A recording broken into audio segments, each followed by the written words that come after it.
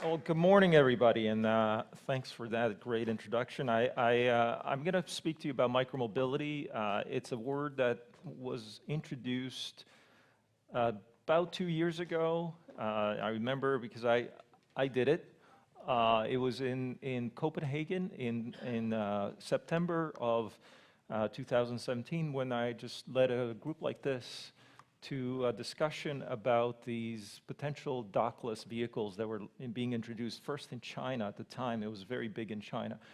This was the month actually that Bird launched their scooter sharing service in Santa Monica, and we just weren't aware of that even at the time, but it then took off in the United States. So it's been about 2 years that we've seen motorized, undocked, shared vehicles taking off, and that term stuck as the term that describes this new category of vehicles.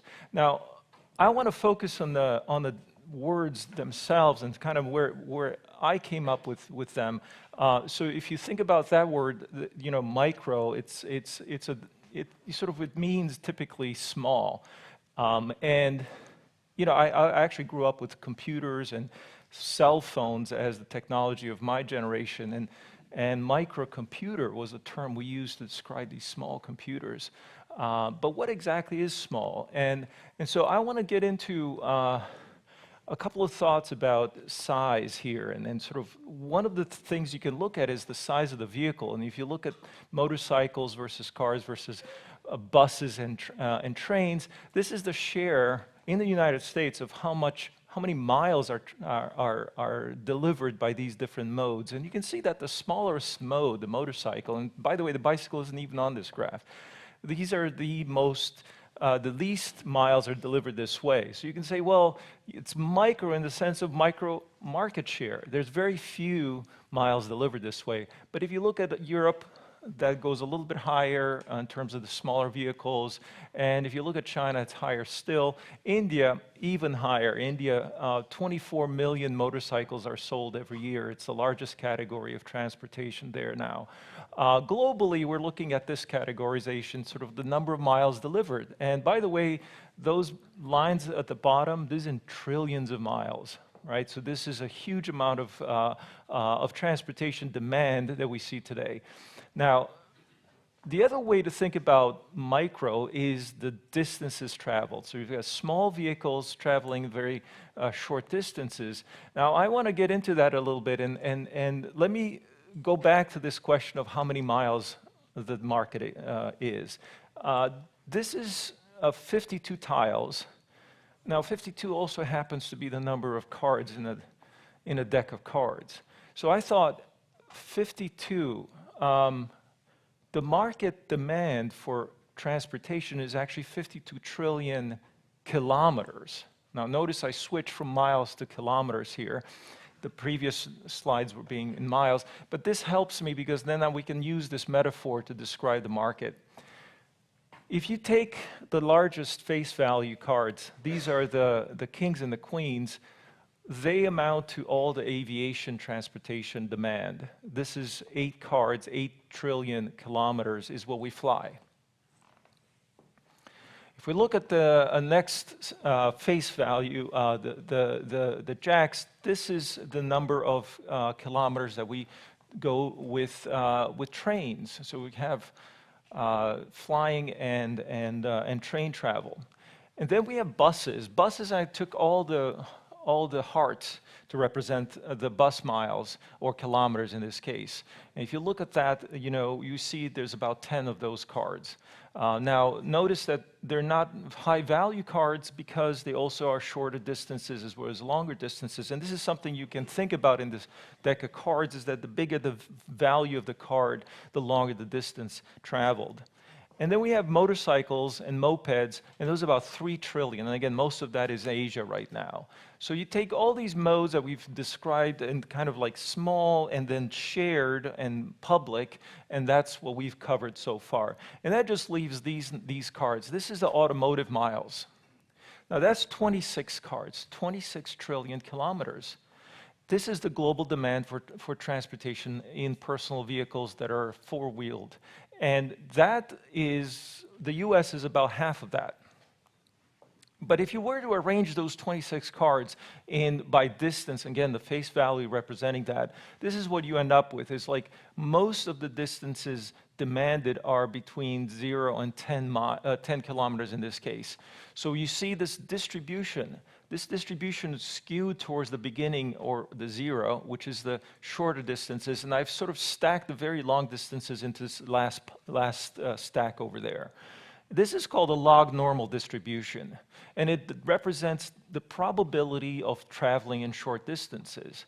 So when you look at New York City taxi trips, this is what it looks like. This is the distance at the bottom is in miles, and then you see the bins and how many trips are in those bins. And this is the entire United States, one-way trips. And you see how already by 3 miles, you've got the peak distance travel is at the 3-mile marker, right?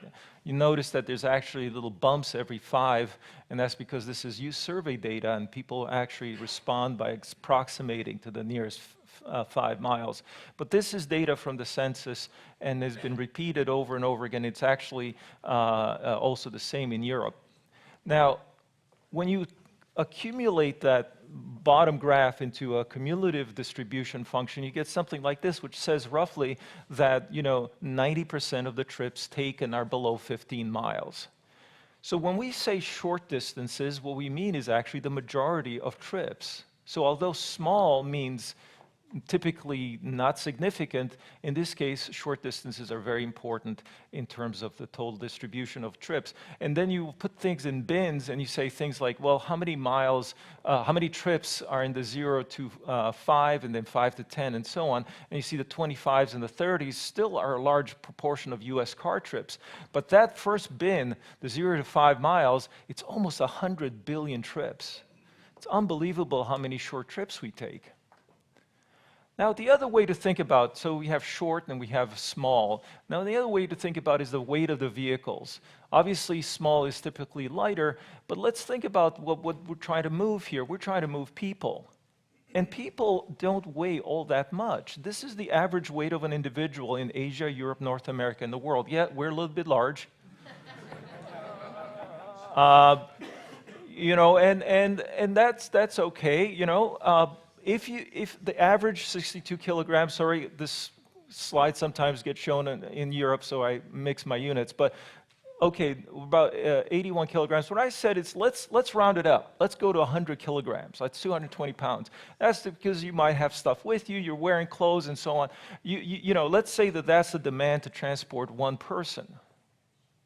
And so when you think about machines to move people, 100 kilograms is the average number of passengers, actually. Well, it's a little bit more, 1.2 to 1.5, but basically it's one person per car, typically.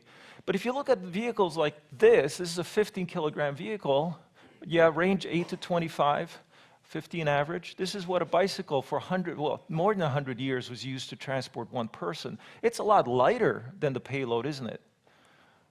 But look at cars. Now this is a sample of several cars. You see here everything from the Smart to the Cadillac Escalade. These are cars in the US market, and you see the range of weights from below 1,000 to up near 3,000 kilograms. And that's for the model year 2012. And if you go forward, look at 2013, another sample. Keep going. Here's 2014, here's 2015, and here's 2016. And we see a trend, and this is only a few years, but if you go back to the 80s and you see the weight of cars going up. And so now we have vehicle weights, again, 1,500 to 3,000 kilograms. And that dashed line, by the way, down there, that's the weight of the passenger. And this is 2017. And just to summarize in terms of compact car, compact truck, large car, and so on, this is the category weights. And you see, again, the range of weights that we have for transport. Now, if you took these ranges and you sort of measured, you get the average weight of a US car is about, sorry, it's a little small, 1,800 kilograms. And so the difference between the passenger weight and the actual vehicle weight is enormous.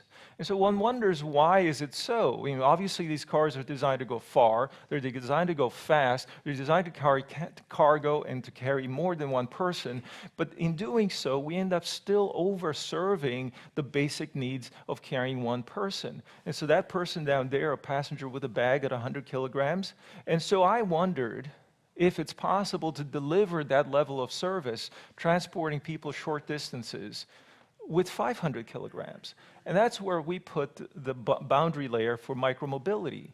That means that anything between 0 and 500 kilograms is an interesting place to be. By the way, that just leaves still about 1,000 kilograms before you get to the smallest car. So it's not like we're trying to get into the car space, but I think a lot of vehicles will be designed in this smaller form factors. And those vehicles will be on demand. They're going to be like Uber in the sense that you can just summon them and then either they'll drive to you or you'll be able to be driving to them or walking to them quickly enough. Now, the other aspect of mobility that micromobility tries to put forward is the cost and cheap mobility. Now, for this, I have a complicated graph I apologize for. But what it says is, if you compare Uber and Lyft versus Bird and Lime, and Uber and Lyft are those graphs over on the right, sorry, your left, my right. If you see those, the way those graphs can be read is that you have the revenues, the first bar, and then the costs are the following few bars, and the last bit, the green or red bits, are the profit per trip. And what we're seeing, and this is public data now because Uber and Lyft have gone public, is that we're seeing how their trip economics works. And so the average fare on a trip for Lyft is $13. The average fare on an Uber trip is between $9 and $10. And then you have the cost for the driver, then you have the cost for the processing of the fare, you have the incentives for the rider, you have costs related to sales, marketing, operations, and support, and then you have your contribution, which is negative in those two cases. Now, next to that, you have Bird, and this is one of their, it's not a public company, but they've given some data, and this is what their cost versus their revenue is, and they claim to be profitable on a per-trip basis. Two forms of on-demand transportation, one using a micro vehicle, the other using a regular vehicle plus driver, and you're seeing the economics looking positive. This is one of the reasons why this industry, in 2 years, I said, it's only been 2 years, has already absorbed over $7 billion of investment. Now, not all of that is going to pay off. A lot of these companies are probably not going to make it. But nonetheless, we've seen a tremendous amount of growth in a very short amount of time in an industry that's known for going slow. There's a funny phrase I use, by the way, is that in transportation, it's funny that the faster things go, the slower they go, right? The faster the vehicle, the slower it is to evolve. So think about the fastest machines we have, which are airplanes. The time it takes for an airplane to get certified, to get put into use, and then to finally live its life and then get taken out of use. Well, the 747 is about to be retired, and it's as old as I am, 50 years. So that's how long aviation goes in terms of product cycle. On the micro vehicle side, we're looking at 3 to 4 months. That's the product cycle right now. Bird and Lime are on their 3rd and 4th generation product. They're going faster than smartphones, they're going faster than personal computers, they're going as fast as the internet. And that's in hardware. In software, it's changing continuously, right? Because it's all on the server. So that's one of the things in terms of cycle time you have to ask yourself, is this David Goliath playing out? The other thing that's interesting is, although it's a political subject, it is something that I think micromobility has going for it, is that it's generally cleaner. This is a recent research done in France, is the current makeup of CO2 per passenger kilometer for mobility in Paris, and you see the makeup for motorcycles, public transport, and cars, and then what would happen to the amount of CO2 coming from Parisians if they had a high uptake of micromobility, and you see a drop by more than 2/3. Now, again, this is speculative. A lot of that is just arithmetic, but nonetheless, that's possibility number one as far as cities are concerned. And it's one of the reasons why the Chinese government has been turning a blind eye to all these issues about scooters, and not scooters, bikes cluttering up the sidewalks there, is because actually it is reducing the pollution in their mega cities. And I think we'll see more and more demand from cities because of this. But the one thing, when I've been saying all these things, these are things about micromobility that are things that the industry likes to think of itself. Like it says, we are small, we are light, we are cheap, we are efficient. But really, it isn't what customers are buying. Why have we had millions, in fact, tens of millions of people using these things in such a short period of time? In fact, over 250 million trips have been delivered for these major operators so far. Many, many more in China than they're in billions in China. The reason is actually because they offer a great amount of flexibility to the user, right? It's about really convenience and not so much comfort, but convenience and accessibility. So the key phrase here is urban. So micromobility, I like to think of sort of having urban mobility as a major definition. Now let's work on the second word, which is mobile. What does mobile mean? Well, as I said, for me, mobile meant mobile computer. The idea of having a computer with me was a lot more powerful than having it fixed in an office. And even having it fixed in an office, remember, was a big leap forward from having it fixed in a big departmental server room, which was mainframe computers and mini computers. So we went from mainframe to mini to micro, and so-called PC. That was in the 1980s. And from PC in the 80s, we ended up by 90s and 2000s to portable computers and laptop computers, and that's the most dominant form factor today. You see a pattern there, don't you? From bigger to smaller to more conformable to easier to use. And so that is the history of computing. I studied computer science, and I've seen this evolution happen in my lifetime. But another thing happened while that was going on is the phone became mobile.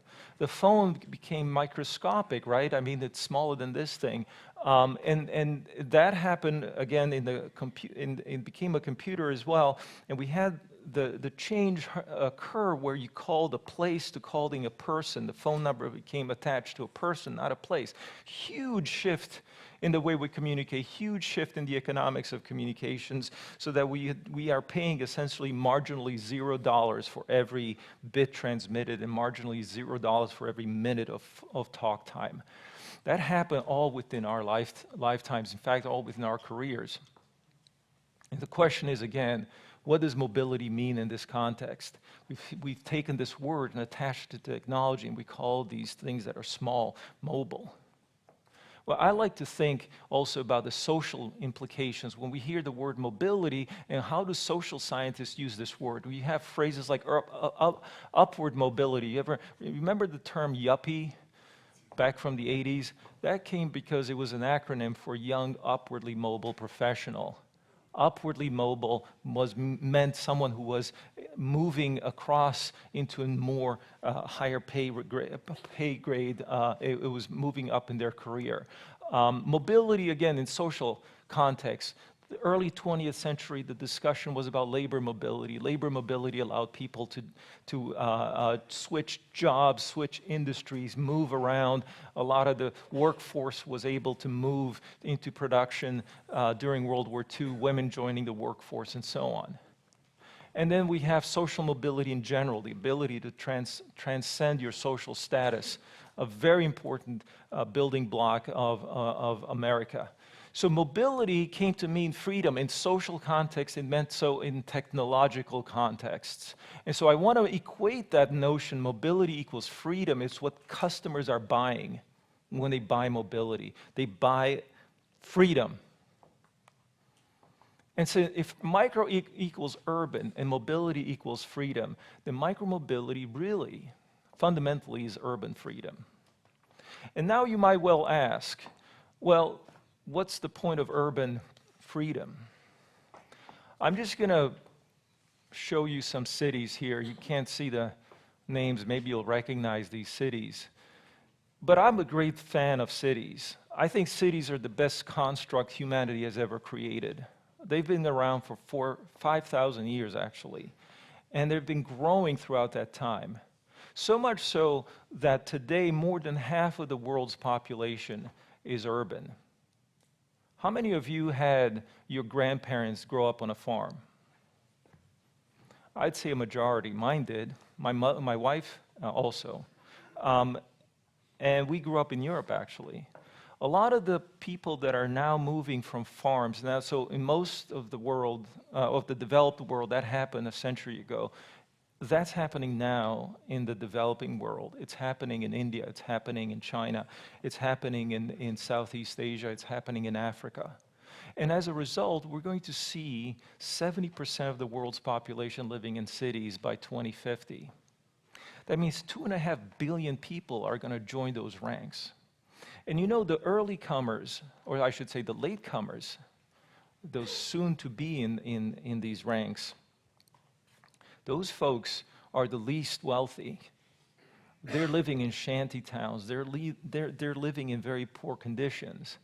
And they're needing transportation. Everybody needs transportation, whether you're rural or in the city. But in the city in particular, you're going to have the need for new modes of transport.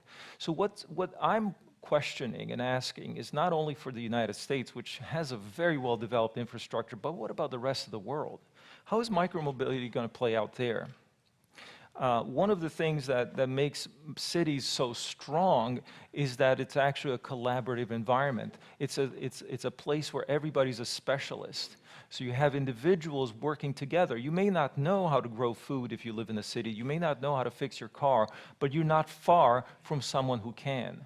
So what makes a city viable is the connecting tissue between the individuals there, that they're able to reach one another very quickly and very easily and share their expertise. Cities are an amazing construct. I'm a big fan. But that leads us to this question. There will be 7 billion people living in cities, so how do we move them? Let me just go on another journey with you on data. This is the graph showing that population, urban population, according to income, low income, medium income, and high income. And if you can spot that, there's 2 tones of yellow there. The dark yellow is going to be the growth from now until 2050. That's where we get the 2.5 billion people. There's about 2 billion in the middle income and the rest in the low and high income. The high income, which is where we are, as you can see, will not grow that much in terms of urban population. But look at the growth in middle income. By the way, middle income means up to $1,200 a year in income, which is not very much. But that world is where China was.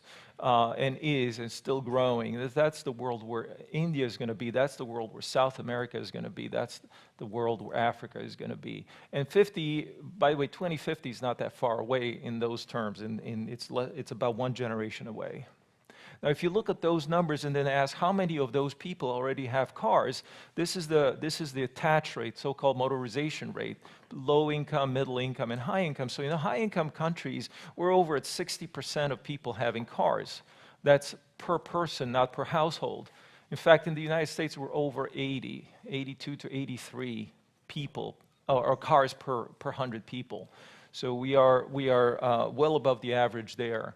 So the question I had was, all right, so we have 7 billion people in cities. We have motorization rates. What is that motorization rate going to look like in 2050? Now I made an assumption here that the Western world is going to saturate at 60%. That is, we're not going to go any further, that there's going to be somehow a pushback against the car.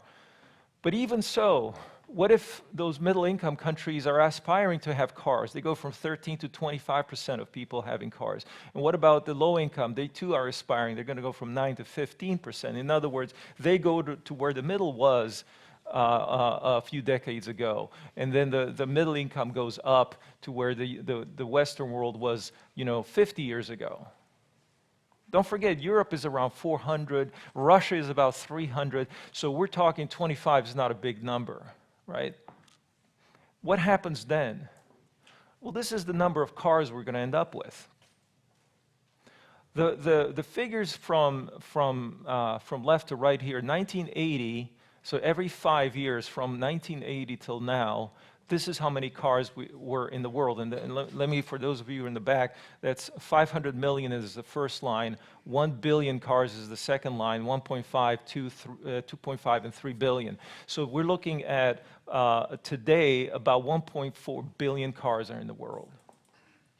And so that's been a result of that adoption rate. We're seeing you know, the number of cars today versus what we had in 1980. Now, I was in Knoxville, Tennessee, in 1982. I was here for that World's Fair, and I remember it well. But between then and now, we've had 141% growth in number of cars in the world. That means 1 billion additional cars have been built and deployed, and obviously a lot of them have been replaced. But we see this much growth in cars in that time frame. So now, if we take projections going forward to 2050, we're looking at 1.4 billion more cars. That's 100% growth from now until 2050. Now, that means that the world could be looking at 3 billion cars just because everybody wants to aspire to Western levels of prosperity. And I said, well, this is fine. I mean, I love cars as much as anybody. Is this a good story or not? What does this mean? What are the implications? It could be electric and then maybe not so bad in terms of pollution, but there's other things that they consume. And that's parking. One of the interesting things about cars that doesn't get discussed a lot is that they take up space. They're parked 96% of the time. That means they got to be stored. They can't be moving, so they got to be stored. And how many spots does a car need? Well, you'd say, well, just one. Well, if it's stationary and at home, yeah, but what if you got to go to work? You have to have a work spot. What if you got to go shopping? You got to have parking there as well. So can you trade, if the car is not at home, will someone take that spot? No, that's going to be empty. And if you're not at work, will somebody take that spot? No, because everybody works at the same time. Everybody shops at the same time. So the parking lots are empty most of the time. So the point is that if you can take the number of cars and multiply by the number of parking demanded, and then you try to work out how many parking spots overall. And I did this. I went through this and tried to figure out, by the way, in the United States, we're averaging well over 6 or 7 parking spots per car. That's how much land we allocate to our vehicles. And that's more land than we allocate to living space, by the way. More land than we allocate to driving space, in other words, roads. So parking is a huge thing. Most of the time when you drive through big cities, you're driving by parking in order to get to your parking spot. And so we have, by the way, funny story, when they do these video games where you're driving through cities, you don't see parking. And when they ask the game designers, why don't you put parking, the realistic parking through, where's the parking? And they say, well, it's all underground. Well, why did you make that decision? They say, well, it'd be too boring. If you have a driving game, in reality, you're just not seeing much. So the point about parking is that it's a resource that's extremely hard to get more of because the land is fixed. Land doesn't, you can manufacture all these cars, no problem. You can get the money to pay for them, no problem. You can get people's income to be converted into cars, no problem. But you can't really get a lot of parking, especially in urban areas, right, where people are moving. And just to give you an idea, and this is more for an international point of view, but we added, the demand for parking has meant that the country the size of Bangladesh was added as paving in order to accommodate these additional new cars, and we're going to need to add Tunisia in order to accommodate the next tranche. And that means that the entire world's parking is equivalent of Poland, a little bit less than Germany. And I asked this simple question, how much is Poland worth? How much is Germany worth as a land? And wouldn't somebody step up and say, hey, I can make money with that land by building something else on it that returns more than storing a car? And I'm not saying it's an environmental story or a really sad story about misallocation of resources. I'm saying it's an economic story. At some point, somebody's going to wake up and say, hey, all this parking is free land. And somebody's laws are going to change and say we should reallocate parking to living space or office space or recreational space or park space or whatever spaces there are. A lot of people are advocating already to do that. In Europe, there are no parking minimums, there are parking maximums. And many times that's a maximum of 0. So you build a new building, you are not allowed to have parking. And the US is on the opposite side of that. The extreme case is Houston, Texas, where there's 30 spots per car. That's why it's so spread out and doesn't look pretty. So my point is this. As you look at the big picture, as you look at the number of cars in the world, as you look at the number of drivers, the number of people living in cities, you look at all these trends, and I ask myself, yeah, okay, we can predict where things are going, but how long it takes to get there, that's the crucial question. It's all about timing. We can envision a future, and all of us could say, well, that's going to be my kid's problem or their kid's problem. There's not much I can do right now. Well, this is a graph showing diffusion curves. This is technologies and how long it took for them to go to from 0 to 100. These are iconic technologies, things like air conditioning, things like running water, things like toilets, things like personal computers, televisions, radios, dryers, all of these things. I looked over 140 of them. And one thing that pops up is that we are speeding up the adoption curves. What used to take a lifetime, now it's taking a decade. What used to take a decade, now it's taking maybe 5, 6 years. The smartphone took only about 10 years to reach saturation in the United States, almost everybody having one. If you look at things like the automobile, that took 70 years. So I know you said you had grandparents living on farms. I'm sure most of them didn't have a car. This being America, maybe they did, but I'll tell you, in the rest of the world, they didn't. But generally, when you start to gauge things by generations, and you start to gauge things by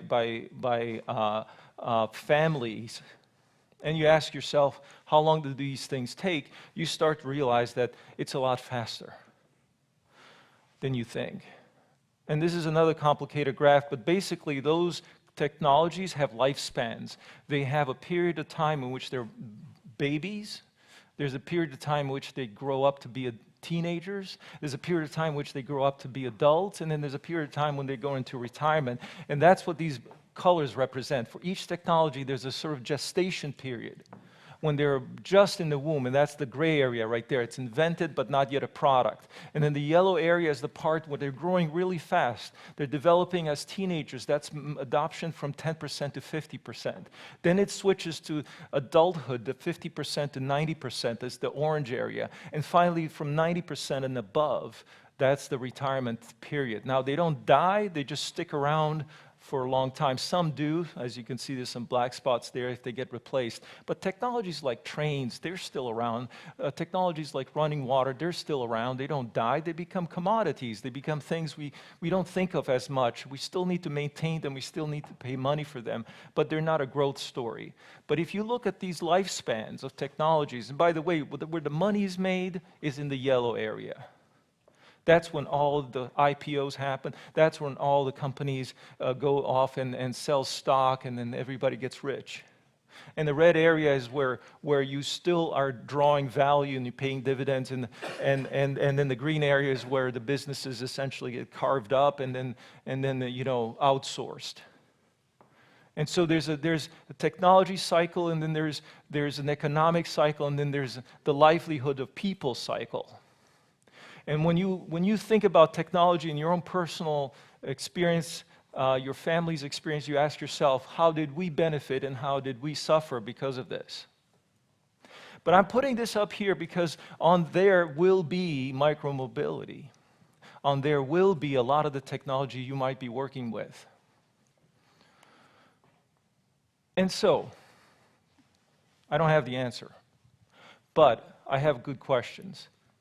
One of the things that micromobility strikes me is that it's not an invention. Think about the other things in mobility you hear about. You talk about autonomy, you talk about sharing and so-called on-demand, and you talk about electric drive. And a lot of these things do require invention. They require deep, deep research, and you have major breakthroughs necessary. And we still haven't got them for self-driving. We've been working at it for many, many years. We've actually gotten probably $80 billion sunk into that question. $80 billion to do self-driving. Electric drive has taken up $250 billion.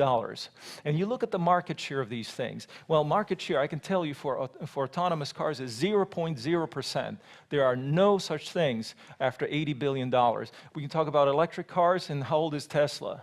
16 years old. And how much is their market share? Well, depends where you look, but they're not yet at 1%. And you can certainly say that for the whole automotive industry. They're barely at 1 or 2%, and that's taken more than 1 decade.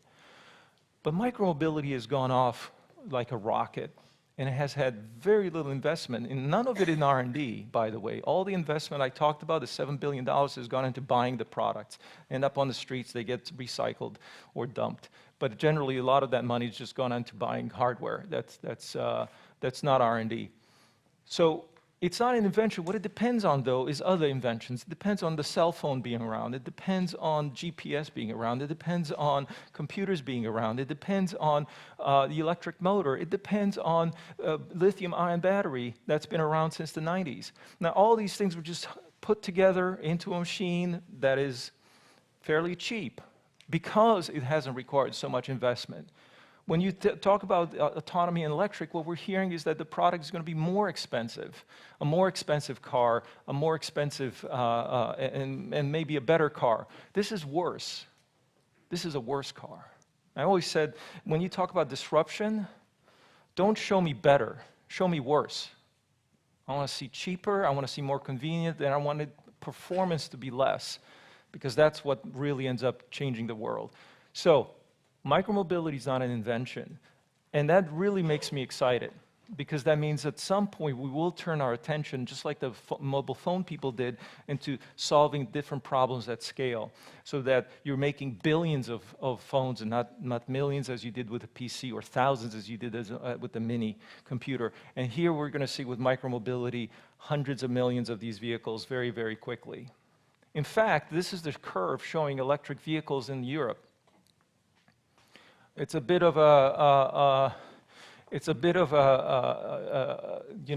misdirection here, because the cars are the bottom line, battery electric cars. That steep up line is e-bikes. And from 2006 until 2018, we've seen the rise from 0 to 2.5 million. In Germany alone, over 1.3 million e-bikes are sold this year. And then you have motorcycles and mopeds also declining in the same time. Although you might say the e-bike is substituting them, you see it has grown way beyond that. This is the sort of growth that's really exciting. And the implications of that are really profound. I think it's as profound as the mobile phone has been to telephony, or as the microcomputer has been to computing. I may be a little bit of a, optimist, but I really think this is exciting. So thanks a lot. Love to have some questions if you have any.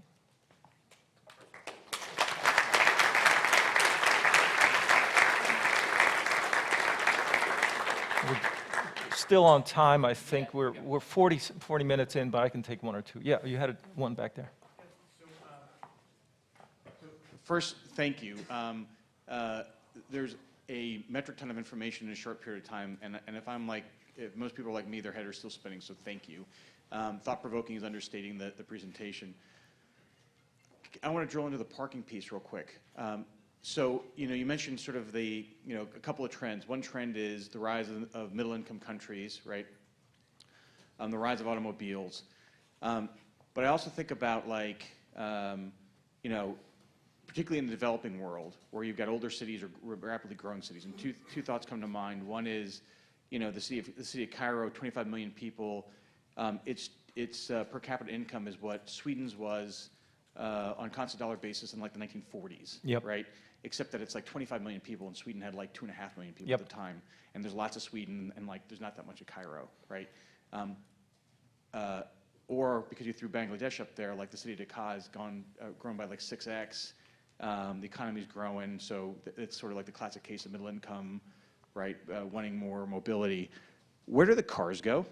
Meaning, like, what are cities like that doing for what will be, almost by definition, a burgeoning parking problem, whether that's an automobile or a line bike or whatever it is? That's exactly my question. It's a rhetorical one, which I left it for you guys to think about. But let me give you a potential answer. Some people point at China, and China did actually build infrastructure like nobody's business. Now, the stats that I like to cite is that in 10 years, they consumed more concrete than the United States did in the 20th century. They built more infrastructure probably than the US did in a very short amount of time. But that's not repeatable.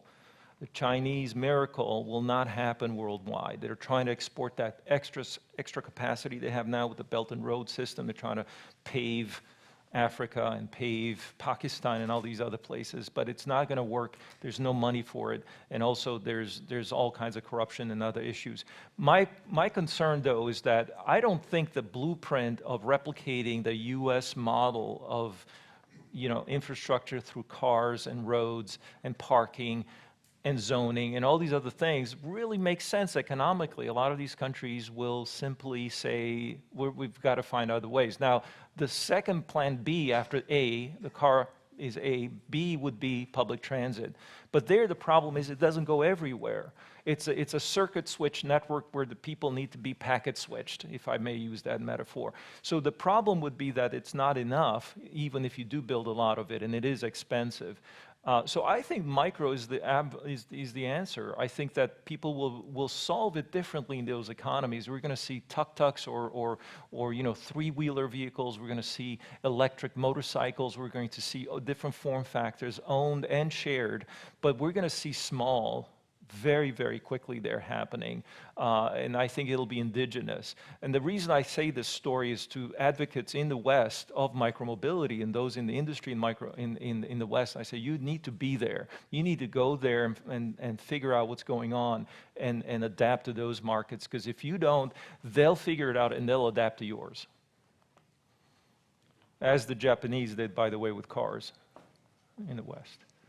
One quick question. So I know what I've seen around the United States is a lot of these. Okay, I have to speak into the microphone.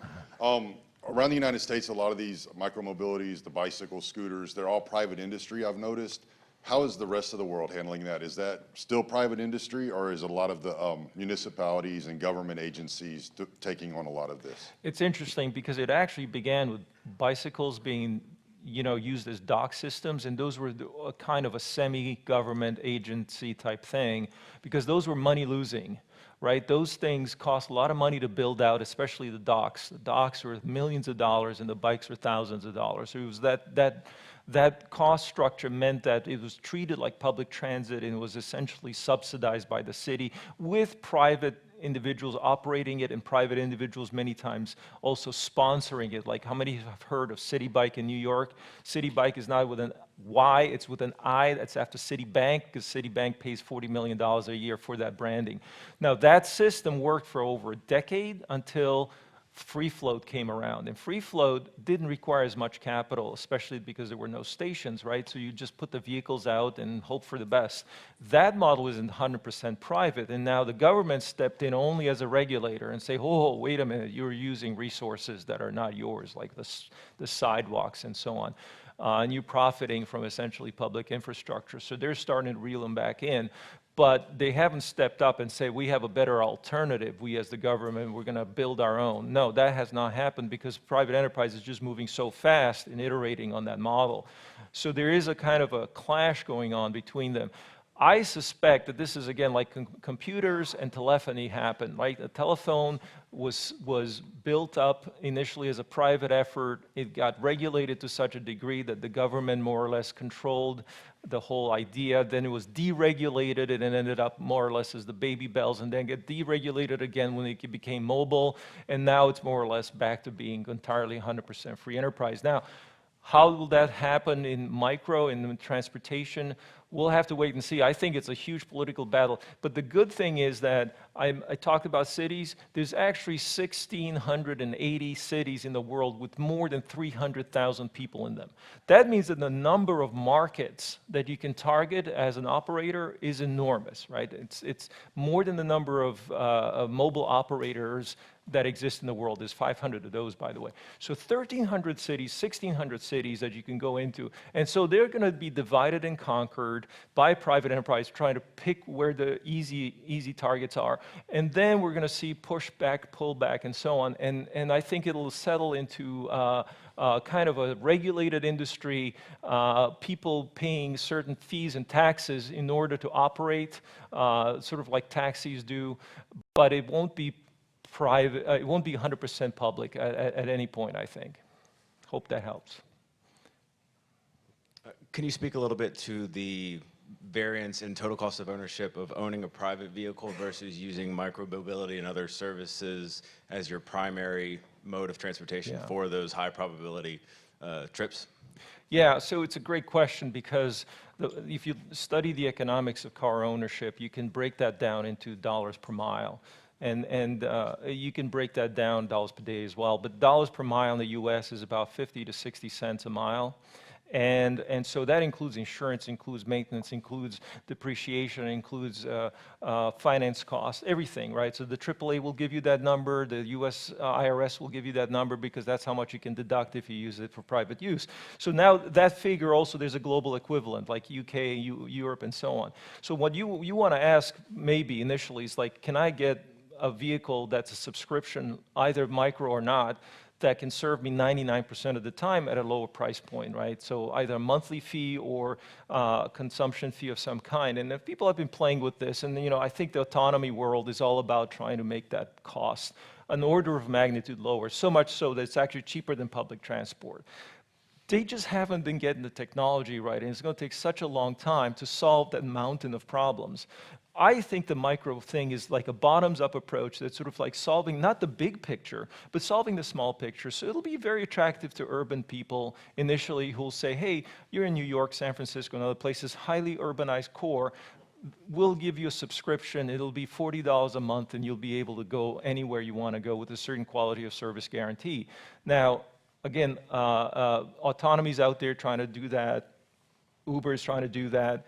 But I think micro's got a good shot in particular markets, like I said, you know, emerging, Europe, and highly urban.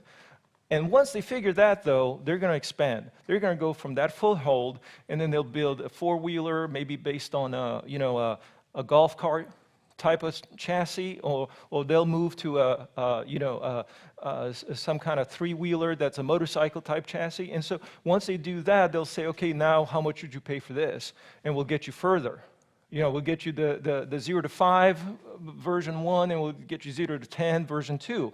And then, you know, and maybe they'll be multimodal. So you'll get one subscription, and you can get the scooter one day, you can get the e-bike the other day, and you can get the quad the fourth day. So it's all possible. It's like, I just don't know how it's going to get navigated, but from a disruption point of view, this is exactly how you go up the trajectory. You start small, and you just get improve as fast as possible, and that's the thing, is the speed, right?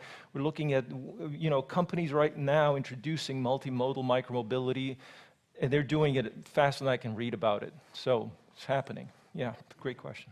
I've got one question since I'm holding the mic. Could you elaborate maybe on how you think micromobility might be a way to help serve underserved populations that are still sometimes struggling with transit as well? Absolutely, and so this is another angle that you can play as an operator, so going to a city and trying to work out a deal. So one thing you can say is, like, for those people who are underprivileged, who are underserved, and maybe have always had trouble with car ownership. I mean, frankly, you know, there's a whole industry trying to serve low-income people with cars, and that's really involving credit, right? It's involving a lot of very unsavory techniques, shall we say. Now, what you need to work out, though, is can you get a subsidy? This is where the government can come in, because I know economically it won't work entirely with low income, but I think if you can get subsidy, which is is something that cities are used to doing with transit. But you take that transit subsidy and you say, okay, how about providing a fleet of vehicles so people feel like they have mobility in underprivileged areas? And increasingly, those might even be suburban areas, by the way, because as economy shifts, we will see suburbia start to suffer. And so I think there's a solution there. It just has to be collaborative, and right now, we're not there yet. Cities are moving a bit slow, trying to even absorb all this, as you can imagine. Yeah. One more. Can you speak to the safety concerns with micromobility? I think that's like a big problem in the United States is the fact that we still have tons of cars. How are other countries addressing the safety concerns? No, micromobility is extremely unsafe. It's awful. You got people hurt. I was in Berlin, I fell on the scooter. Do wear a helmet whenever you go out there. But then again, so were cars. Then again, so were cell phones. People talked about, these things giving you cancer. People talked about computers, and now we still talk about screen time and the social effect. We can't ever get to a vision zero on micro. In fact, the problem is with safety is that it tends to be the brake on development. I'm sorry, there will be victims, and it's not nice to have them, but that's progress. And I think what the industry is going to do is they're going to focus on safety, and they're going to develop technology. So I'll give you some of the things that are in the pipeline. ABS systems for bikes already happening and available in Europe. ABS is like $200 extra. And so you'll never have pitch over, and you're not going to have skids. You have suspension systems that are going to deal with a lot of the issues there that we have with scooters. So you have active suspension, you're going to have active control systems. Again, technologies that were developed for the automobile shrunk down to smaller and smaller form factors. We're going to see things with vision, possibly with head-mounted displays that will help increase driver awareness. And they'll also force helmet use. But we're going to have some of the smartest heads-up displays in micro before we'll have in cars. Wait 20 years for cars, wait 2 years for bikes. So when you see this picking up, it's the same phenomenon that we have with phones being smarter than PCs at some point, right? So keep an eye on those developments. It's only a matter of cost right now. It's not that they don't exist. They just got to be brought down in dollars instead of hundreds. But that's a great question. Thank you. Thank you. Let's say thank you again to Horace. Great.